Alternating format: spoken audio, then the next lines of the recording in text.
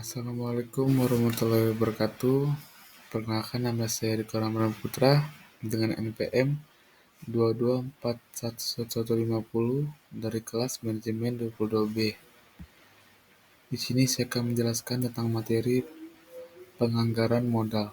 Dosen pengampu Adi Chandra. Yang pertama, pengertian penganggaran modal. Capital budgeting adalah suatu proses lengkap dalam menganalisa proyek dan menentukan proyek yang termasuk dalam suatu anggaran modal.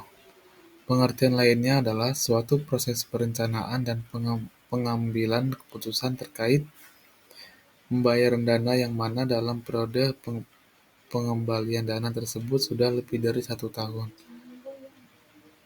Yang dimaksud dalam pembayaran atau pengeluaran ini termasuk biaya pembelian pada setiap aset tetap, yakni tanah, bangunan, mesin, dan alat lainnya. Biasanya perusahaan juga membutuhkan promosi berupa iklan jangka panjang. Proyek penelitian dan pengembangan pun termasuk di dalam kategori investasi.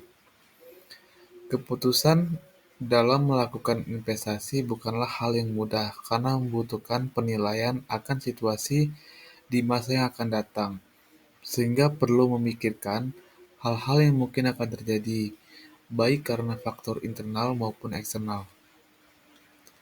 Nilai investasi pun harus dihitung sesuai dengan arus kas perusahaan dan merupakan keputusan yang paling tepat guna menghindari risiko kerugian atas nilai investasi tersebut. Secara umum, perusahaan akan membuat berbagai alternatif agar bisa berinvestasi dalam jangka panjang seperti penambahan aset tetap. Capital budgeting dan keputusan keuangan tentu harus dilakukan secara terpisah. Apabila suatu investasi yang diajukan sudah ditentukan untuk bisa diterima, maka manajer keuangan selanjutnya memilih cara pembayaran yang paling tepat. Selanjutnya, manfaat capital budgeting. Secara umum, manfaat dari capital budgeting adalah agar dapat mengetahui keperluan pendanaan secara lebih rinci. Hal itu karena dana yang terikat dalam jangka waktu lebih dari 1 tahun. Dengan begitu, perusahaan dapat meminimalisir adanya over investment atau under investment. Manfaat lain yang tidak kalah penting dari capital budgeting adalah agar dapat mencegah terjadinya kesalahan dalam pengambilan keputusan. Selanjutnya, metode analisis. Dalam capital budgeting terdapat metode analisis yang dapat dilakukan sebelum membuat keputusan. Berikut beberapa metode analisis yang umum dilakukan oleh perusahaan. Yang pertama, Net Present Value atau disebut NPV. NPV merupakan salah satu metode analisis capital budgeting yang berguna agar dapat mengukur nilai profitabilitas rencana investasi proyek dengan menggunakan faktor nilai, waktu, dan juga keuangan.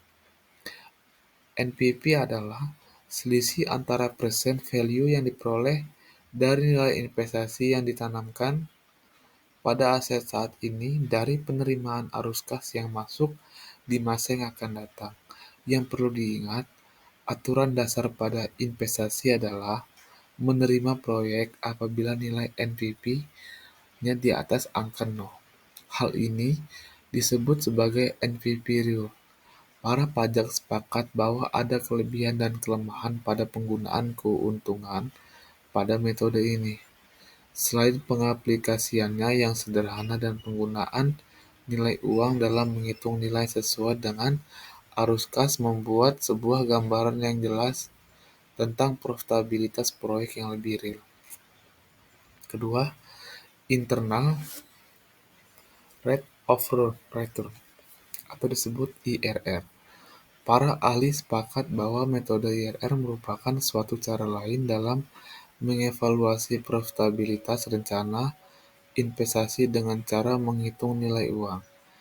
IRR sendiri memiliki artian discount rate atau faktor pendiskontaan. lain yang digunakan untuk mendiskontrol seluruh cash inflows dan salvage value yang jelas menghasilkan banyak jumlah present value yang sama dalam jumlah investasi yang ada. Dengan kata lain, IRR mampu menggambarkan presentasi keuntungan serialitis mungkin untuk bisa mendapatkan investasi barang atau modal proyek yang sudah direncanakan sebelumnya. Dalam IRR yang dicari adalah nilai discount rate yang bisa memberikan nilai NPV sama dengan nol. Bila perhitungan IRR lebih besar daripada cost of capital, maka return yang dihasilkan jelas akan lebih besar dari yang diharapkan. Dengan nilai return yang besar, maka kemungkinan besar proyek investasi yang direncanakan pun akan diterima. Kelebihan dari IRR ini adalah dampak investasi yang akan terlihat secara jelas dalam suatu perhitungan, mulai dari arus kas yang masuk, konsep time value of money, hingga risiko investasi yang akan terjadi di masa yang akan datang. Sedangkan kelemahannya, IRR menilai kebutuhan berdasarkan cost of capital sehingga tidak dapat memberi hasil yang maksimal pada pemilihan proyek berupa rasio dan kurang mampu memberikan keputusan yang pasti dan tepat untuk proyek mutually exclusive.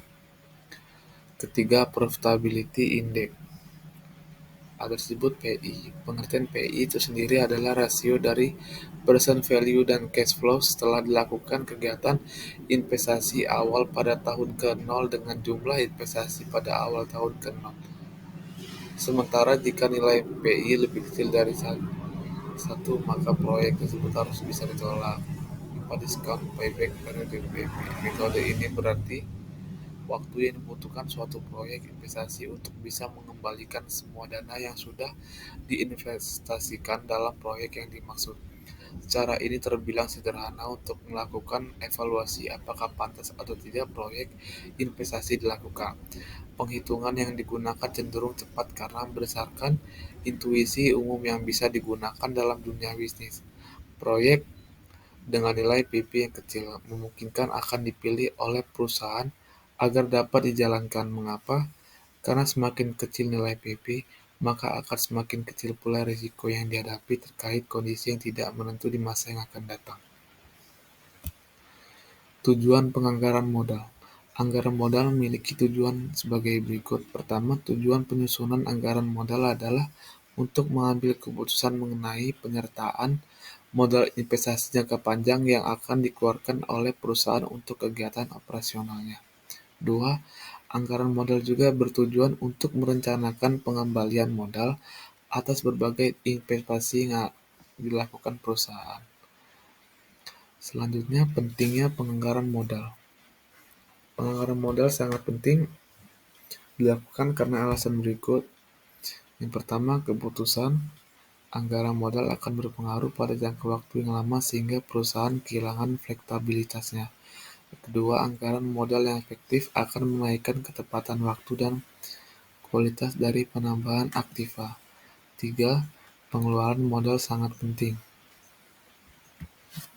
Yang terakhir, terkait pembahasan di atas, dapat disimpulkan bahwa arus kas perusahaan yang baik mampu mendukung capital budgeting dalam menjalankan rencana investasinya dengan maksimal.